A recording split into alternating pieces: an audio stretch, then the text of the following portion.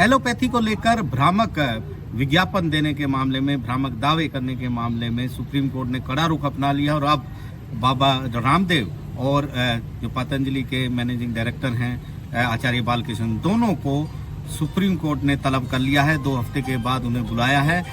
इससे पहले आचार्य बालकृष्ण और पतंजलि आयुर्वेद को ही कंटेम्प्ट नोटिस जारी किए गए थे, लेकिन अब रामदेव को भी कंटेम्प्ट नोटिस जारी करके पूछा गया है कि क्यों ना उनके खिलाफ अदालत की अवमानना का मामला चलाया जाए। ये जो सुनवाई हुई जस्टिस हिमा कोहली और जस्टिस एहसानुद्दीन अमानुल्लाह के सामने, उन्होंने इस बात पर नाराजगी जाहिर की कि आखिरकार जब सुप्रीम कोर्ट ने पिछली बार पतंजलि आयुर्वेद और बालकृष्ण को नोटिस जारी किया था तो फिर उन्होंने जवाब दाखिल क्यों नहीं किया। यहाँ पर मुकुल रोहतगी अपीयर हुए थे, वो मांग कर रहे थे कि कुछ समय और दिया जाए, लेकिन सुप्रीम कोर्ट ने कहा कि पहली नजर में ऐसा लगता है कि दोनों ने यहाँ पर जिस तरह के विज्ञापन भ्रामक दिए हैं एलोपैथी के खिलाफ, उन्होंने कानून का उल्लंघन किया है। इसलिए इस मामले में उन्होंने यहाँ पर जवाब दाखिल नहीं किया, उसके परिणाम उनको भुगतने पड़ेंगे और साफ तौर पर रामदेव को भी कंटेम्प्ट नोटिस जारी कर दिया और दोनों को निजी तौर पर, शारीरिक तौर पर यहाँ पेश होने को कहा है। 2 हफ्ते के बाद एक अहम सुनवाई होगी यहाँ पर। और इसी मुद्दे पर आयुष मंत्रालय को भी फटकार लगाई कि काफी लेट ये हलफनामा क्यों दाखिल किया गया है। तो ये मुद्दा काफी गंभीर है। Indian medical association supreme court पहुंची थी।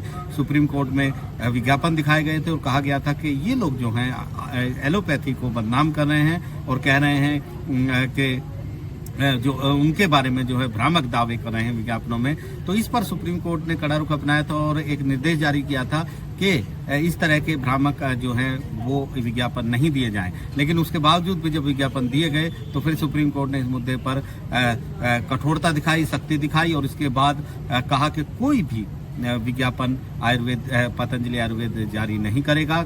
नोटिस जारी किए थे, कंटेम्प्ट नोटिस जारी किए थे कि उसके आदेशों का पालन नहीं किया गया। केंद्र सरकार को भी कहा था कि आखिरकार आप मूक दर्शक कैसे बैठे हैं, अगर कोई कानून का उल्लंघन हुआ है तो आपको कार्रवाई करनी होगी। केंद्र सरकार को कहा था कि वो अब तक क्या कार्रवाई इस मुद्दे पर की गई है उसे लेकर एक स्टेटस रिपोर्ट सुप्रीम कोर्ट में हलफनामे के तौर पर दाखिल करें।